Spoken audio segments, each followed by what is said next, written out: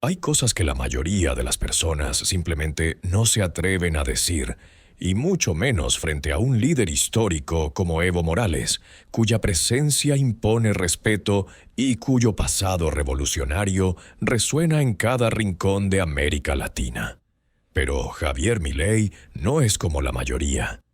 En pleno corazón de Buenos Aires, el 15 de junio de 2025, durante una cumbre extraordinaria de la Unión de Naciones Suramericanas, UNASUR, convocada para discutir la crisis económica regional y la integración política, el presidente argentino escuchó una crítica directa del exmandatario boliviano.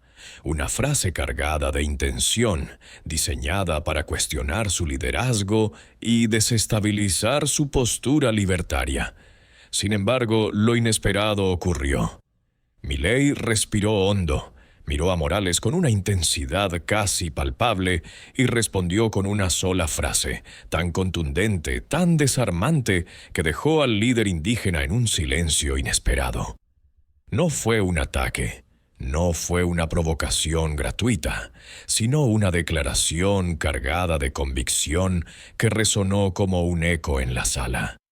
Fue un choque entre dos visiones irreconciliables: el socialismo comunitario de Morales contra el individualismo radical de Milei. Lo que comenzó como una reunión diplomática más se transformó en un momento histórico. Un cruce de ideas que trascendió fronteras. Prepárate, lo que vas a leer no es solo una crónica política, es una lección de coraje, un duelo ideológico y una sorpresa que nadie anticipó. Si te impactan historias como esta, suscríbete ahora al canal, porque aquí la verdad siempre llega con fuerza. El escenario: una cumbre bajo tensión. La mañana del 15 de junio de 2025 amaneció gris en Buenos Aires, con un cielo cubierto de nubes que parecían presagiar la tormenta que se avecinaba dentro del Centro Cultural Kirchner, CCK, sede de la cumbre. El edificio, un símbolo de la arquitectura moderna argentina, estaba rodeado de medidas de seguridad excepcionales: vallas metálicas, agentes de la Policía Federal y un cordón de periodistas que aguardaban cualquier filtración. El aire estaba cargado de expectativa. El zumbido de las conversaciones en los pasillos del CCK se mezclaba con el sonido de cámaras y el roce de los zapatos sobre el mármol pulido. Era el tercer día de la cumbre, un evento convocado de urgencia para abordar la escalada de tensiones económicas en la región, agravada por las políticas de ajuste de Milei en Argentina y las sanciones internacionales que afectaban a Bolivia. La sala principal, decorada con banderas de los 12 países miembros de UNASUR, estaba repleta de delegados, ministros y observadores internacionales. El ambiente era solemne, pero subyacía una corriente de inquietud. La presencia de Evo Morales, expresidente de Bolivia y figura clave del movimiento indígena y socialista, había generado controversia desde el anuncio de su asistencia. Tras perder el poder en 2019 y enfrentar un exilio forzado, Morales había regresado a la escena política como una voz crítica, especialmente contra los gobiernos de derecha en la región.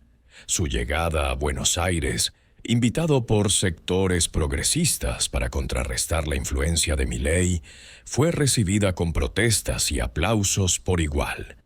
Por otro lado, Javier Milei, presidente de Argentina desde diciembre de 2023, llegaba con su estilo característico: chaqueta desabrochada, cabello despeinado y una actitud que desafiaba las normas diplomáticas.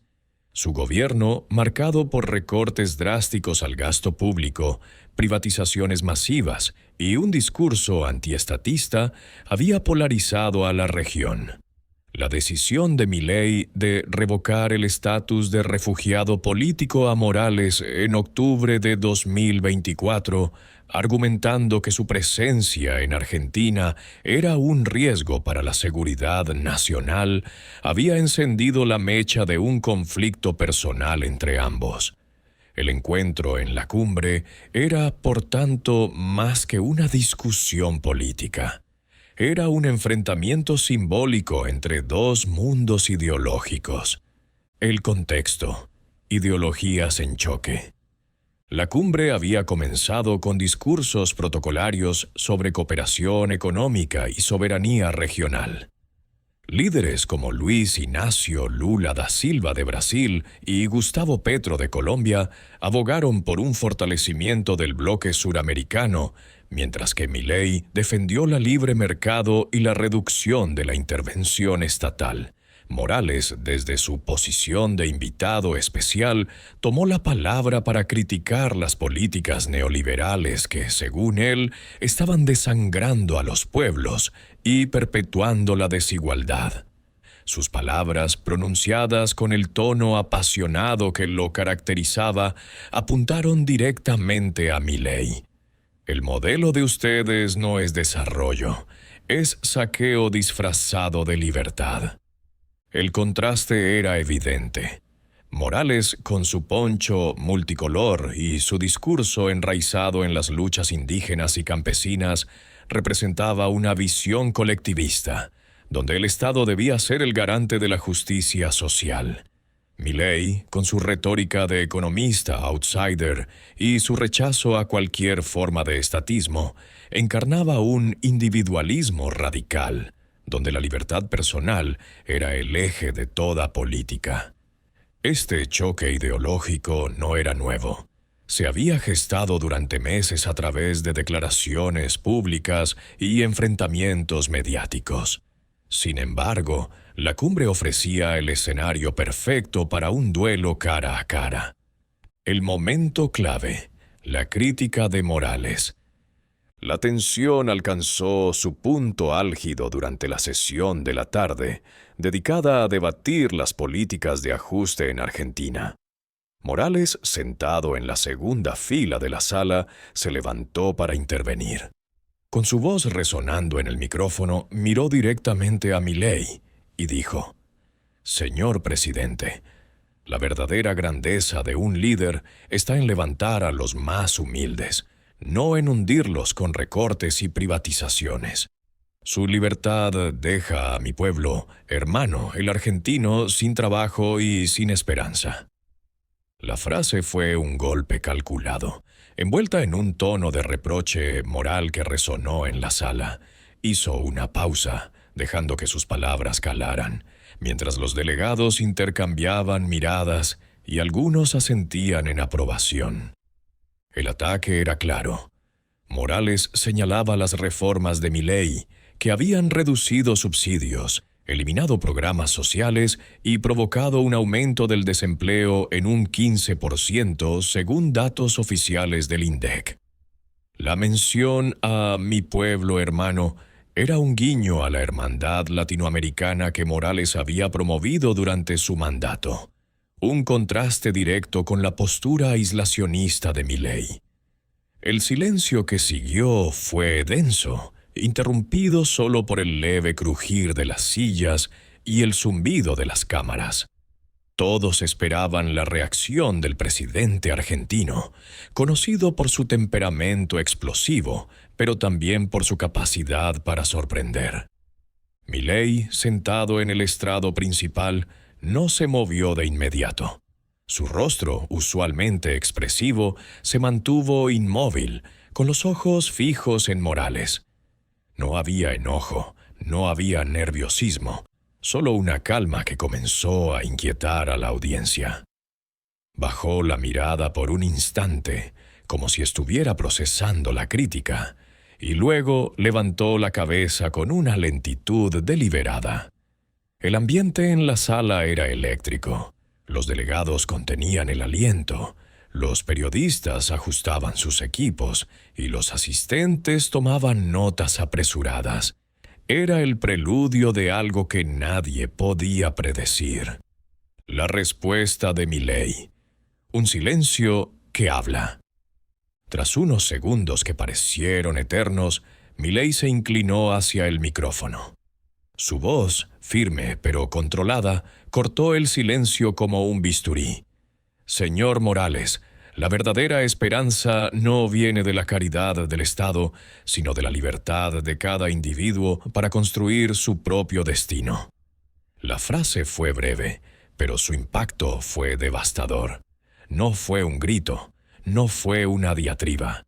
Fue una declaración filosófica, un contraataque intelectual que desafiaba la premisa misma de Morales. El salón se paralizó. Los murmullos cesaron, las plumas dejaron de moverse y hasta los flashes de las cámaras parecieron detenerse por un instante. La respuesta de Milei no solo rebatía la crítica, sino que invertía la narrativa. Al vincular la caridad estatal con una forma de opresión, tocaba un nervio central de su ideología libertaria, un punto que había defendido en innumerables debates. Para Morales, cuya política se basaba en la redistribución y el apoyo comunitario, era un desafío directo a su legado. El expresidente, conocido por su habilidad oratoria, se quedó inmóvil, con los labios entreabiertos como si estuviera a punto de responder, pero no lo hizo. Su mirada, usualmente firme, se nubló por un instante, reflejando una mezcla de sorpresa y reflexión. El silencio que siguió fue casi sagrado. No era el silencio de la derrota, sino el de un reconocimiento tácito. Los delegados intercambiaban miradas discretas, algunos con asombro, otros con incomodidad. Un asesor de Morales, sentado cerca, inclinó la cabeza y murmuró algo inaudible a su compañero.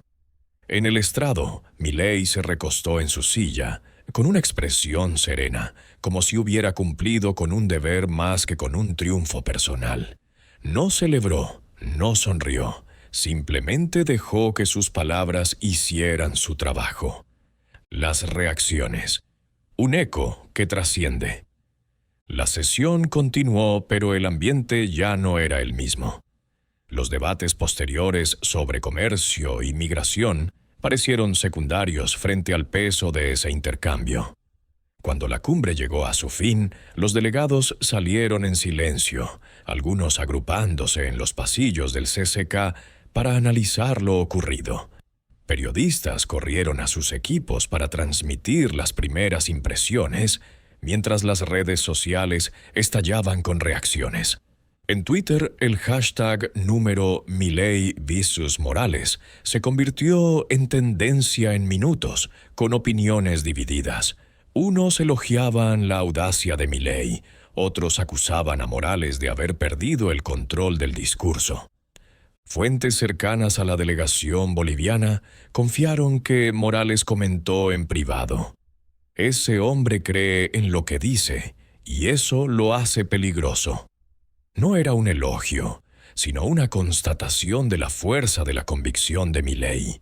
Por su parte, el equipo de Milei mantuvo un perfil bajo, sin emitir comunicados oficiales ni aprovechar el momento para una campaña mediática. Sin embargo, sus aliados en el Congreso argentino destacaron el episodio como una victoria ideológica, mientras que los opositores lo calificaron de imprudente. En las calles de Buenos Aires, pequeños grupos de manifestantes se reunieron frente al CCK, algunos portando carteles con lemas como «Libertad sí, miseria no», y otros defendiendo el legado de Morales. La ausencia de un comunicado oficial de UNASUR o de los gobiernos involucrados amplificó el simbolismo del encuentro. El silencio institucional contrastaba con el ruido de las redes y los análisis en los medios, donde expertos debatían si el cruce había fortalecido o debilitado la posición de ambos líderes. El significado profundo, más allá de la política. Lo que ocurrió en esa sala no fue una simple discusión política, sino un choque de filosofías que expuso las grietas de la región. Morales, con su historia de lucha contra la opresión colonial y su apuesta por la justicia social, representaba un ideal colectivo que había inspirado a millones. Milei, con su rechazo al estatismo y su defensa de la libertad individual, encarnaba una ruptura con el pasado, un desafío a las estructuras tradicionales. En ese sentido, el encuentro fue un espejo que reflejó las tensiones de América Latina, entre progreso y tradición, entre igualdad y mérito, entre solidaridad y autonomía. El impacto trascendió el evento mismo. En Bolivia, seguidores de Morales organizaron vigilias para respaldar su postura, mientras que en Argentina, los libertarios celebraron el momento como una afirmación de su causa. Analistas internacionales, desde The New York Times hasta El País, publicaron editoriales sobre el duelo ideológico del siglo, destacando cómo un solo intercambio había puesto en jaque las narrativas dominantes. Sin embargo, no hubo consenso. Algunos vieron en Milei una voz valiente, otros en Morales un símbolo de resistencia. Reflexión final. El coraje de decir la verdad. Al final de ese día, no hubo vencedores ni vencidos, sino una incomodidad persistente, como toda verdad que desafía el statu quo. El silencio de Morales y la serenidad de Milei dejaron una huella imborrable, un recordatorio de que el coraje no consiste en gritar más fuerte, sino en sostener lo que se cree, incluso frente a un adversario formidable. ¿Qué nos enseña esto? Que las ideas, cuando se defienden con convicción, pueden resonar más allá de las palabras, desafiando incluso los muros de la diplomacia. ¿Y tú? ¿Qué hubieras dicho en lugar de Milei? ¿Te arriesgarías a confrontar una figura como Morales o preferirías el silencio cómodo? Esta historia nos invita a reflexionar sobre nuestra propia voz, sobre cuántas veces hemos callado por miedo al juicio. Deja tu like, comparte tu opinión en los comentarios y suscríbete al canal para más historias que desafían, inspiran y transforman. Porque en un mundo de discursos vacíos, el coraje de decir la verdad sigue siendo la chispa que enciende el cambio.